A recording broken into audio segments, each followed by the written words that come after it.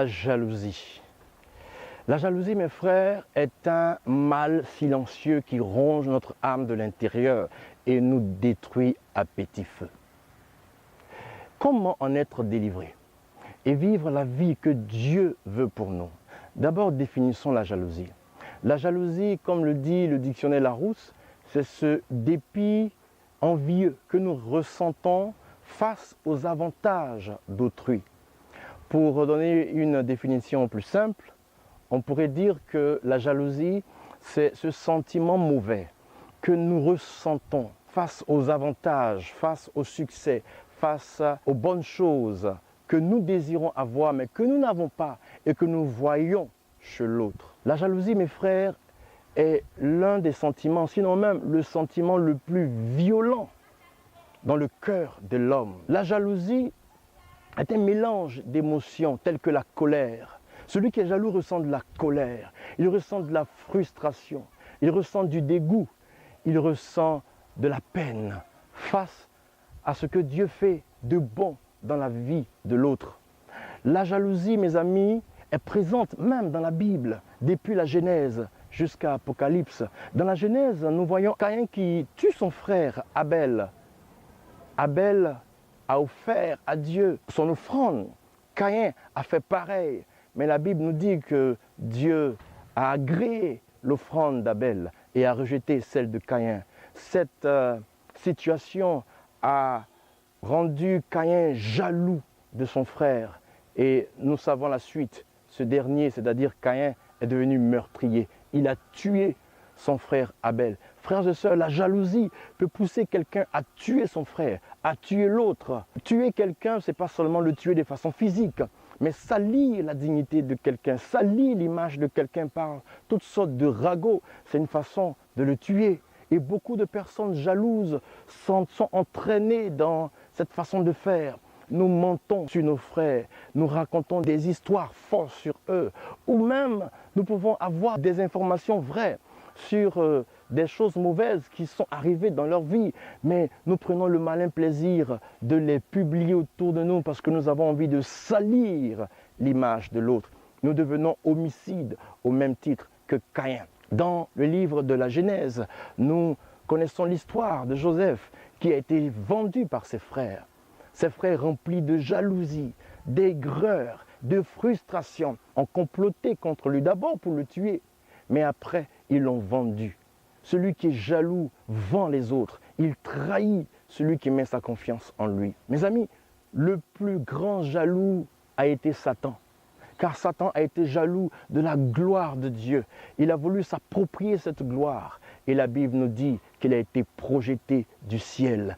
Alors celui ou celle qui entretient la jalousie dans son cœur, mes frères, se connecte directement au diable. Car la jalousie a été le péché de Satan. Satan n'a pas commis de fornication. Satan n'a pas volé, mais Satan a été jaloux. La jalousie, c'est le péché du diable. Nous devons tout faire pour détruire la jalousie de nos cœurs. La jalousie entretenue va nous priver de la paix, va nous priver de la joie, va nous priver du bonheur. Nous ne devons pas entretenir la jalousie dans nos cœurs. Au contraire, nous devons la combattre. Ici, je vais vous donner 4 clés, 4 armes qui vont nous aider à avoir le dessus sur la jalousie. Premièrement, la repentance. Si tu sais que tu es jaloux de ton frère, va devant le Seigneur et demande pardon. Répands-toi sincèrement devant Dieu en reconnaissant que tu es jaloux. Oui, dis à Dieu, Seigneur, je suis jaloux de mon frère X parce qu'il a acheté une nouvelle voiture. Je suis jalouse de ma sœur qui vient de m'annoncer son mariage alors que je ne suis pas marié. Je suis jaloux, Seigneur, de mon frère qui a été promu alors que je suis, moi, depuis 10 ans à la même place dans mon entreprise. Seigneur, je suis jaloux d'un tel, je suis jalouse d'une telle. Reconnais ton sentiment de jalousie. Ne viens pas devant Dieu en te justifiant. Dieu a horreur de ceux qui aiment se justifier dans leurs péchés. Alors dis à Dieu que tu es jaloux. Dis-lui, ne cache pas ta jalousie. Parce que mon frère, lorsque tu caches ton sentiment de jalousie, il prospère davantage. Parce que la jalousie prospère dans l'obscurité. Mets cette maladie de ton âme à la lumière de l'Évangile, à la lumière de Dieu. Alors il la guérira, il te libérera. Deuxième clé, il faut, en plus de demander pardon, il faut prier et demander la grâce à Dieu de pouvoir se réjouir lorsque Dieu accorde une faveur à un frère ou à une sœur. Demandez cette grâce à Dieu. Il dit en Matthieu 7,7, demandez et vous recevrez. Il ne s'agit pas seulement de demander les biens matériels, mais nous pouvons aussi demander des grâces spirituelles. Demandez à Dieu la grâce de vous réjouir lorsque votre frère est heureux, lorsque votre frère est béni, lorsque votre frère a une bonne nouvelle. C'est une grâce qu'il faut demander au Seigneur. Troisièmement, il faut refuser de dire du mal de celui dont on est jaloux. Nous serons tentés de dire du mal de cette personne, tentés de salir son image. Refusez de dire du mal. Au contraire, dites de bonnes choses de cette personne. Bénissez cette personne. Dites du bien. Lorsque quelqu'un viendra vers vous et commencera à dire du mal de cette personne, fuyez cette personne-là. Fuyez ce dernier. Refusez à partir d'aujourd'hui de dire du mal des personnes dont vous êtes jalouse, parce qu'en le faisant, vous entretenez le sentiment de jalousie et vous allez détruire votre vie. En plus, je l'ai dit, il faut prier pour cette personne dont vous êtes jalouse. Il faut le bénir, il faut la bénir. Vous pouvez demander à Dieu de bénir cette personne dans ses affaires.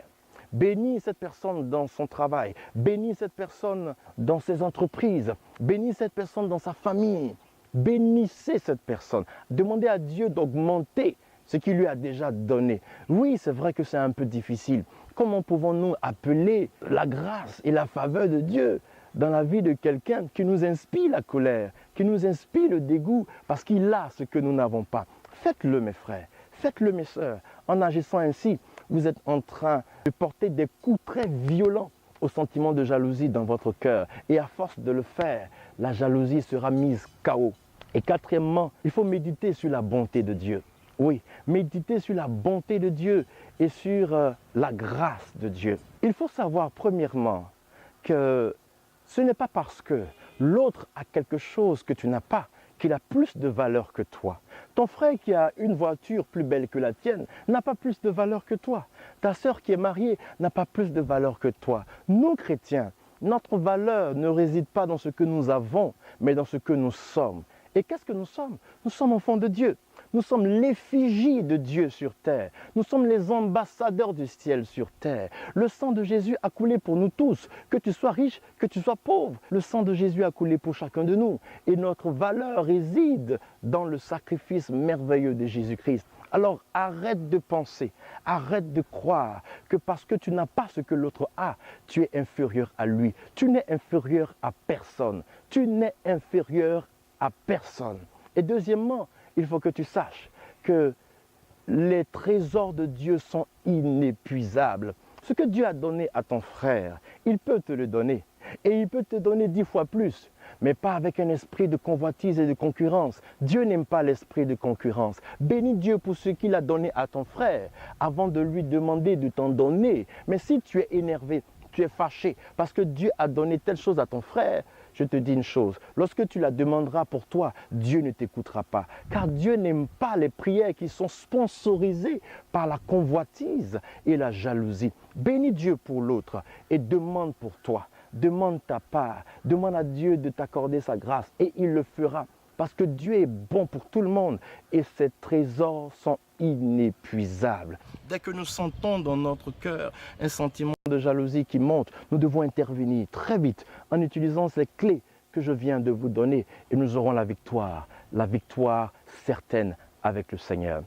Alors je vous demande de prier avec moi afin que Dieu nous donne la victoire sur ce sentiment mauvais que le diable utilise dans nos vies pour nous détruire. Seigneur, nous te prions d'arracher de nos cœurs les germes de jalousie et de nous donner l'amour pour nos frères. Donne-nous la grâce de nous réjouir lorsque tu fais du bien aux autres. Donne-nous la grâce de nous réjouir lorsque nos frères et nos sœurs sont élevés, lorsque nos frères et nos sœurs ont du succès. Fais de nous, Seigneur, des hommes selon ton cœur. Nous te le demandons dans le nom de Jésus-Christ de Nazareth. Amen. Frères et sœurs, que Dieu vous bénisse, que Dieu bénisse vos vies. N'oubliez pas que vous pouvez m'envoyer vos questions à l'adresse électronique qui s'affiche sous l'écran et je me ferai le plaisir de vous répondre. Et c'est ce que je ferai jeudi prochain. Je vais répondre déjà à la première série de questions qui m'a été envoyée. Alors restez connectés à votre émission Au cœur de la parole. C'était votre frère Christ Élysée. Je vous dis à très bientôt.